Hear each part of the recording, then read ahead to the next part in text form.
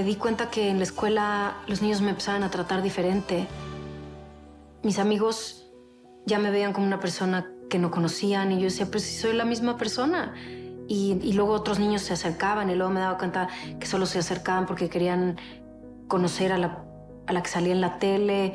Y fue una época de mi vida que sin duda cambió como el rumbo de mi vida y probablemente construyó la manera en la que pienso ahora, ¿no? O me hizo de cierta manera. Luego del éxito de Carrusel, llegó El abuelo y yo, una historia entre dos niños y un abuelo que se convierte en guía para mostrarles el verdadero significado de la amistad. El abuelo y yo era un proyecto que se empezó a cocinar mientras hacíamos Carrusel. Pedro Damián, que era el director de Carrusel, produjo El abuelo y yo. Y desde que empezó a crear el proyecto, me invitó a ser parte de él. Y era una telenovela de niños en donde, bueno, ya éramos un poco más grandes, ya éramos casi adolescentes, teníamos 12 años, en donde la pareja protagónica éramos Gael y yo. Nos escapábamos en un globo, era una historia con un abuelo, una historia muy linda. Creo que fue una experiencia mucho más formal, por así decirlo, como de la actuación. En Carrusel éramos muchos niños, yo sentía como que estaba jugando, como que no lo sentía como un trabajo. Cuando hice El abuelo y yo, sentía que realmente tenía como responsabilidad, que estaba trabajando, que esto ya era como el inicio del camino que yo quería emprender para, por lo menos en mi vida profesional, ¿no? Tuvimos un romance, Gael y yo, sí, cuando teníamos 13, 14 años. Pero un romance adolescente muy ingenuo y de primer amor adolescente. Me viene a la mente, precisamente en El abuelo y yo, un consejo que me dio una actriz que estaba en ese proyecto. Una actriz que se llama Beatriz Moreno, que hacía el personaje de mi nana. Y ella un día me dijo, hoy eres la protagonista. Y no usó la palabra protagonista, usó la palabra dama joven, que a mí me daba mucha risa porque yo con 12 años no entendía lo que quería decir dama joven. Pero me dijo, tú ahora eres la protagonista y la dama joven, pero un día lo vas a dejar de ser y vas a ser personajes como yo. Y entonces el consejo era, si tú eres una buena actriz, eso no te va a importar. Si tú vives toda tu vida pensando que vas a ser la dama joven, estás perdida. Ella se refería a la dama joven como a la figura principal de un proyecto en donde todos te cuidan. Y escucho muchas actrices que cuando pierden eso sienten que pierden casi que su vida, ¿no? Y a mí me gusta contar las historias que me corresponden según quién soy en el momento que soy. He encontrado gente que no me hizo tanto bien. Me acuerdo de muchos regaños, gritarle a un niño enfrente de todos en un set. Y todas esas cosas yo las viví. Y eran cosas casi que normales.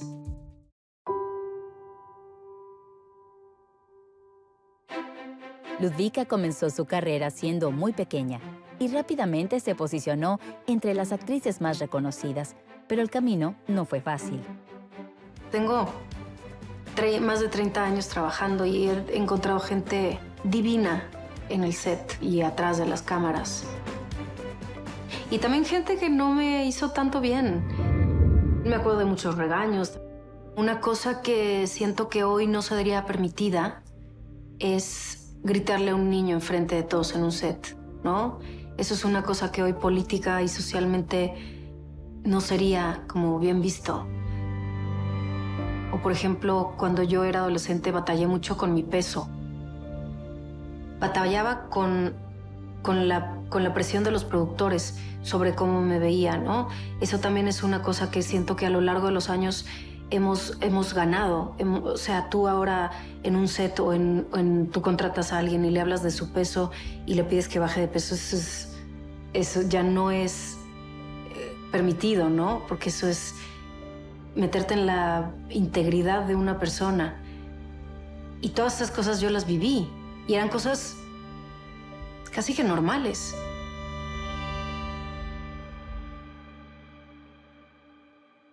Mi relación con mis papás siempre fue buena. Durante la adolescencia lo fue porque yo era muy tranquila. A pesar de que salía y hacía y me divertía y hacía muchas cosas, siempre fui precavida, siempre fui consciente. Siempre era como, siento, más madura para la edad que tenía.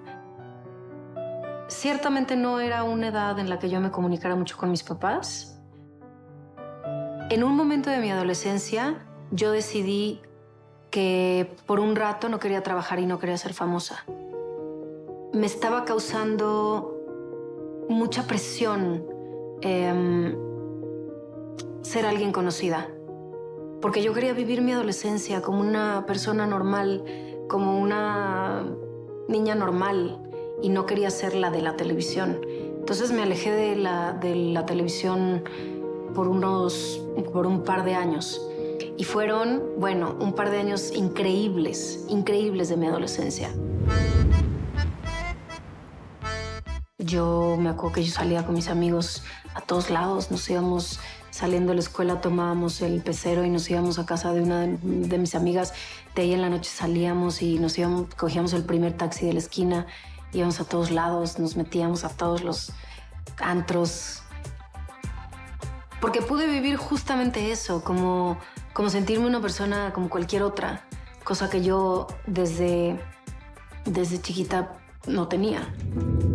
En 1995, Ludwika fue convocada para ser parte de una de las telenovelas que batió récords de audiencia en México y Latinoamérica, María la del Barrio. Pues justamente cuando hicimos María la del Barrio, estaba yo estudiando la preparatoria en el Colegio Madrid en la Ciudad de México. Me buscó una productora con la que yo había trabajado de niña en Carrusel y pues ahí conocí a Thalía, que iba a ser mi mamá. Hice un personaje que hasta la fecha la gente se acuerda mucho, Tita y Nandito, famosísimo Nandito, que lo conoce todo México. Osvaldo Benavides no es Nandito, es un actor amigo mío muy querido. He tenido la fortuna de estar en proyectos que la gente recuerda muchísimo. Terminando la preparatoria, quería aplicar para RADA y quería antes estudiar inglés para poder aplicar. Y me fui a Oxford unos meses a estudiar inglés, justamente siguiendo los pasos de Gael, que en ese momento seguíamos siendo muy amigos. Gael se fue a estudiar a Londres al Royal Academy of Dramatic Arts. Yo iba todos los fines de semana a Londres a visitar a Gael. Y como Gael estudiaba y yo llegaba un jueves y me iba el domingo, Gael estaba en la escuela. Y yo me iba al teatro mientras él hacía sus cosas. Y un día me metí al teatro, al Old Vic, y vi una puesta de El tío Vania de Chekhov. Que en realidad yo compré los boletos porque vi un Uncle Vanya y no sabía lo que iba a causar en mí. Y yo me acuerdo que me senté en ese teatro que tenía un escenario circular, tenía un columpio en el centro. Y cuando vi esa puesta del tío Vanya, algo me cambió y dije, yo quiero hacer eso toda mi vida. Yo quiero estar en un escenario como este toda mi vida. Y así tengo muy presente el recuerdo de decir, esto que siento es lo que quiero sentir toda mi vida. Esa felicidad, esas ganas de estar en un escenario, esas ganas de que la gente sintiera lo que yo estaba sintiendo como público en ese momento.